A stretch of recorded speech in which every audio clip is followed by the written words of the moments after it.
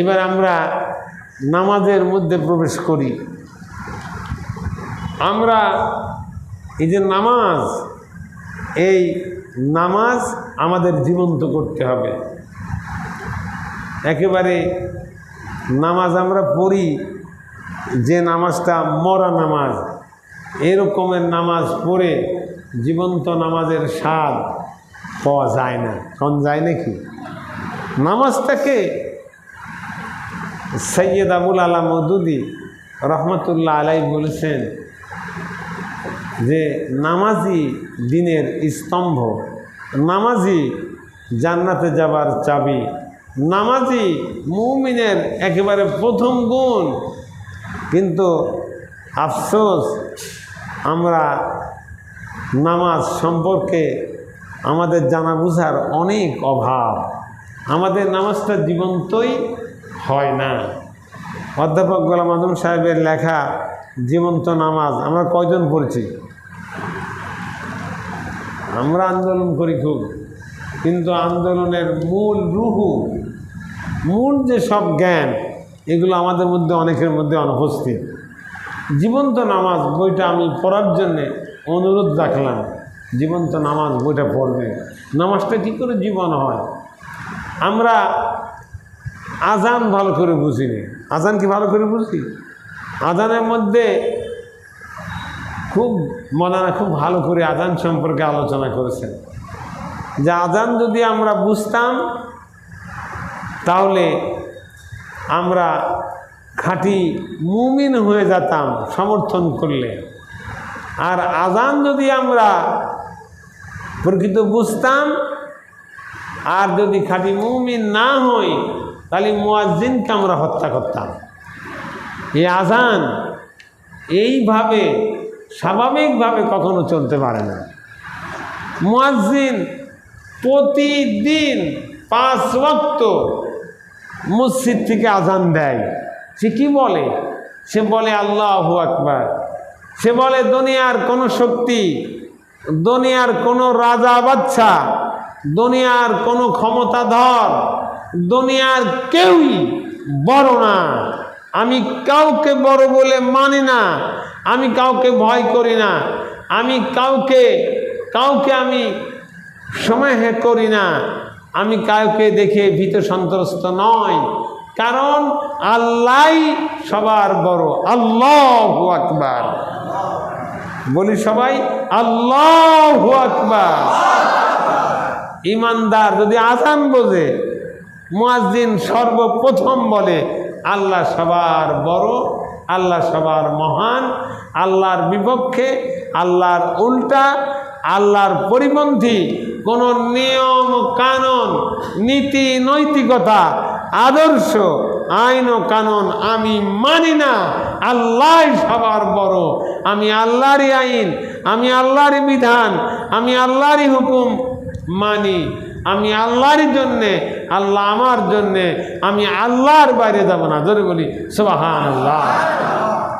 একবার না, 4 বার প্রথমেই বলে আল্লাহু আকবার, ঠিক কিনা? এ দিয়েও সে ক্ষান্ত হয় না, এ কথা বলেও সে ক্ষান্ত হয় না। তারপরে সে বলে, কি বলে? বলি সবাই, আশহাদু আল্লা ইলাহা ইল্লাল্লাহ। সে বলে আশহাদু, আমি সাক্ষ্য দিচ্ছি, লা ইলাহা ইল্লাল্লাহ, নেই কোনো ইলাহ আল্লাহ ছাড়া। মানে আইনদাতা, বিধানকর্তা, নিয়মকর্তা, শাসনকর্তা, বিধি বিধান প্রণয়নকর্তা আমি কাউকে মানি না। আমি ইউরোপিয়ান আইন, আমি ধর্মনিরপেক্ষতাবাদের আইন, আমি জাতীয়তাবাদের আইন, আমি লেনিনবাদ, আমি কার্লমার্ক্সবাদ, আমি মাওসেতুংবাদ, আমি আমেরিকার মতবাদ, আমি লন্ডনের মতবাদ, আমি কোনো মতবাদ মানি না। আমি একমাত্র মানি আল্লাহর আইন ও কানুন। আমি আল্লাহকে ইলাহা মেনেছি, আল্লাহর দেয়া আইন ও কানুন ছাড়া আমি কিচ্ছু মানি না। আমি তার সাক্ষ্য দিচ্ছি। জোরে বলি সুবহানাল্লাহ।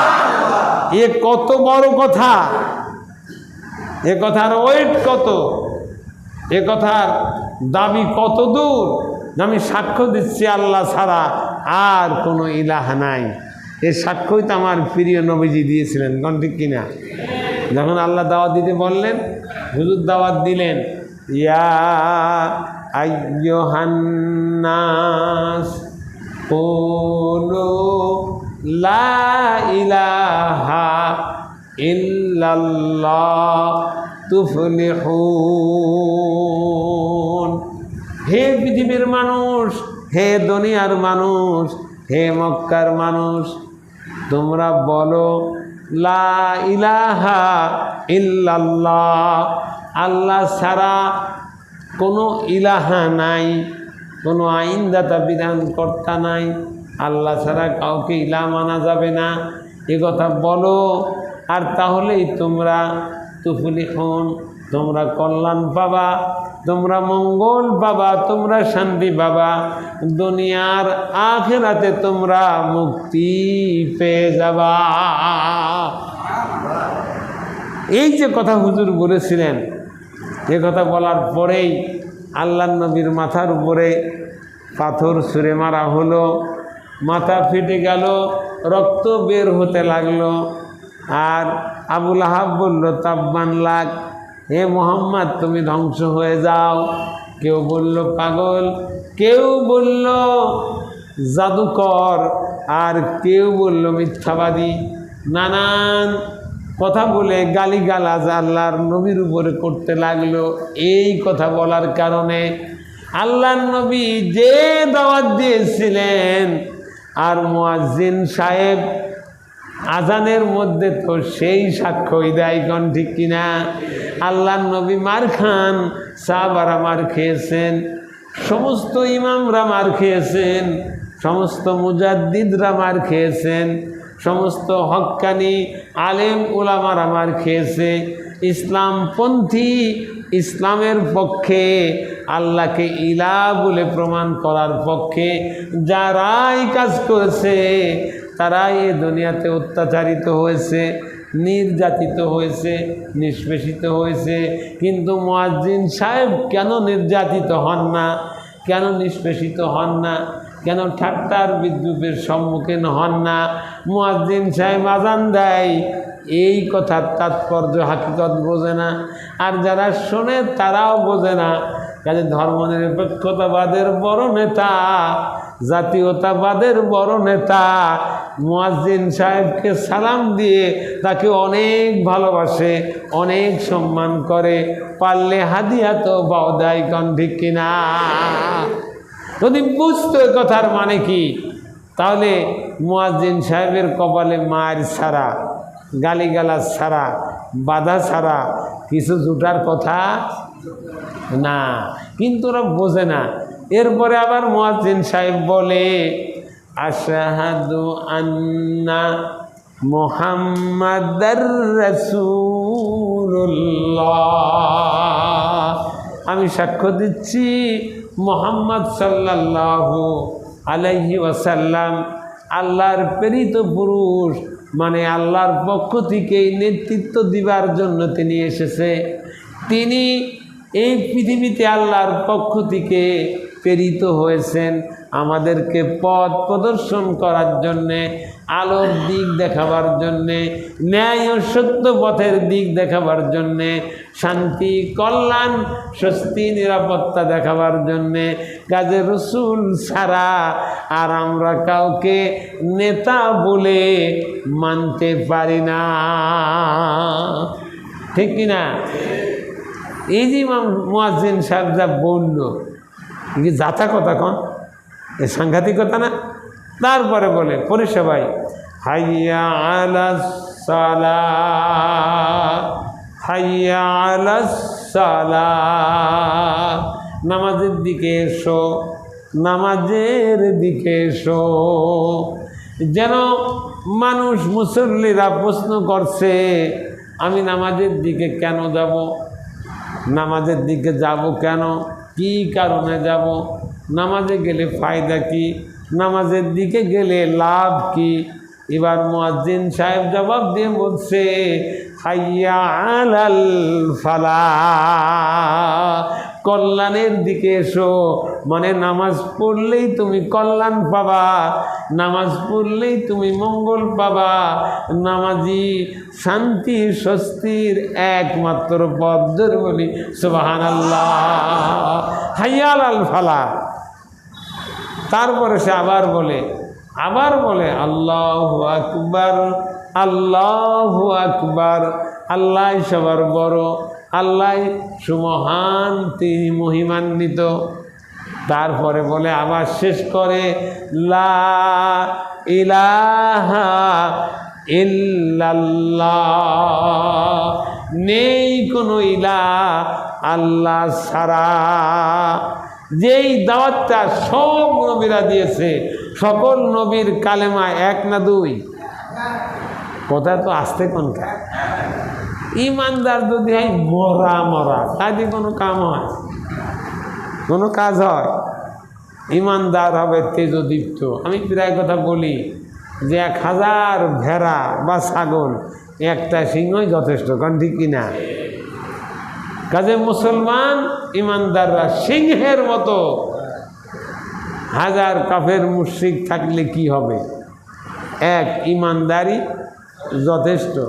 মৌলানা বলেছেন যে যদি একটা পাগলের মতো পাগল হয়, তাহলে তার সাথে মোকাবেলা 20 জন লোকও করতে পারে না। পাগল দেখলে মানুষ কী করে? পালায়, দৌড় মারে। কাজেই ইমানদার মানে পাগল। সে কেমন পাগল? সে আল্লাহ ছাড়া আর কিচ্ছু বোঝে না, রসুল ছাড়া সে কিচ্ছু বোঝে না, আখেরাত ছাড়া সে কিচ্ছু বোঝে না। সে একেবারেই উন্মাদ, একেবারেই পাগল। এরে বলে ইমানদার। এই ইমানদার যদি আমরা হই, যদি একজনও হই, কমপক্ষে 10 জন ইমানদার বাইরে যারা বেঈমান আমাদের মোকাবেলা করতে পারবে না। জোরে বলিস। কিন্তু আমরা আসলে সেই ইমানদার হতেই পারছি না, কোন ঠিক কিনা? আজানকে আমরা বুঝলাম, আজান বুঝলাম, ওযু বুঝলাম, আজান বুঝলাম সংক্ষেপে। এবার নামাজটাকে আমরা বুঝি। নামাজ সম্পর্কে আল্লাহ কোরআনে বলেছে, পড়ি সবাই, ইন্নাস সালাতা তানহা আনিল ফাহশাই ওয়াল মুনকার। নিশ্চয় নামাজ নামাজিকে সকল প্রকার ফাহিশা কাজ, অন্যায় কাজ থেকে বিরত রাখে। জোরে বলি সুবহানাল্লাহ। নামাজ যদি প্রকৃত নামাজ হয়, আচ্ছা কন বিড়াল পুষলাম কিন্তু ইঁদুরের সাথে দোস্ত পাতায়, এই বিড়াল কেউ পোষে? এই বিড়াল যে উদ্দেশ্যে পুষলাম সে উদ্দেশ্যই ব্যর্থ, ওই বিড়াল দিয়ে কি লাভ? যদি বেজি সাপের সাথে কোলাকুলি করে, কিচ্ছু না কয়, ওই বেজি কি আসলে বেজি? যদি কুকুর শিগাল দেখে যদি দাবুন না দেয়, আরও ভয় পায়, ওই রকমের কুকুর দিয়ে কি লাভ? পুলিশ যদি চোরের সাথে ভাজা বিস্কুট খায় আর কানে কানে গল্প করে, ওই পুলিশ কি আসলে পুলিশ না চোরের থাইল? আরে কথা কন না কেন? চোরের কি? চোরের থাইল তো পুলিশ পুলিশ না। কাজেই যদি আমার নামাজ, আমি নামাজ আদায় করি, আমার নামাজ আমাকে সুদ বন্ধ করতে পারে না, আমার নামাজ ঘুষ বন্ধ করতে পারে না, আমার নামাজ মায়ের খেদমত করাতে পারে না, আমার নামাজ মিথ্যা কথা বলা বন্ধ করতে পারে না, ওয়াদা খেলাপ করা বন্ধ করতে পারে না, বাতিল খোদাদ্রোহী অভিশপ্ত শক্তিদের অনুসরণ করা আমার নামাজ যদি আমার বন্ধ না করতে পারে, এ নামাজ নামাজি না। কোন ঠিক কিনা? এখন মওলানা এখানে বলেছেন যে আল্লাহ বললেন নিশ্চয় নামাজ নামাজিকে ফাহিশা কাজ থেকে ফিরায়। এখন যে নামাজ নামাজিদের ফাহিশা কাজ থেকে ফিরাতে পারে না, আল্লাহ কি অসত্য কথা বললেন? নামাজ কি ব্যর্থ? যে নামাজ পড়ার পরে অন্যায় করে, জিকির করতেছে আবার সুদে টাকা আদায় করতেছে। কি গান, একেবারে হাতে তসবিহ আছে, মাথায় টুপি আছেই, আবার মানব রচিত মতবাদ প্রতিষ্ঠার জন্যে নেতৃত্ব দেয়, আছে কি না? ওইটাই গাদি গাদি, কোন ঠিক কিনা? নামাজ পড়ে তাফসির মাহফিলের দাওয়াত শুনে দৌড় মারতে পারলি আছে। যদি দেরি হয় বেকায়দা একাদ কথা কানে ঢুকে পড়ে কোরআনে, তাহলে সর্বনাশ। কিন্তু নামাজ পড়ে, কিন্তু কোরআন শুনতে রাজে না, এই অবস্থা। মওলানা বলেছেন এর কারণটা কি? নামাজ কি ব্যর্থ? আল্লাহর কথা কি অসত্য? না। যেমন সাবান, সোডা, পানি, কাপড় দিলে ময়লা যায়, যায় কি না? কাপড়ে দিলে ময়লা যায়, কিন্তু এই সাবান, এই সোডা, এই পানি যদি কয়লার গায়ে দেন ময়লা যায়। এই জন্য কি সাবান, সোডার, পানির ব্যর্থতা না কয়লার ব্যর্থতা? কার ব্যর্থতা? কয়লার ব্যর্থতা। মানে এই মানুষের মধ্যে যারা মানুষ অবশ্যই নামাজ পড়ে, যারা ইমানদার মুমিন, অবশ্যই নামাজ তাদের অন্যায় থেকে ফেরাবে। কিন্তু নামাজ পড়ার পরেও যদি অন্যায় করে, বুঝতে হবে নামাজ ব্যর্থ না, আল্লাহর কথা অসত্য না, ওই নামাজই ব্যর্থ। ও আছে কয়লার মতো, কয়লা মার্কা, কোন ঠিক কিনা? আমার মনে হয় এর থেকে ভালো যুক্তি আর হয় নাকি? এর থেকে ভালো যুক্তি আর হয় না। জোরে বলি সুবহানাল্লাহ।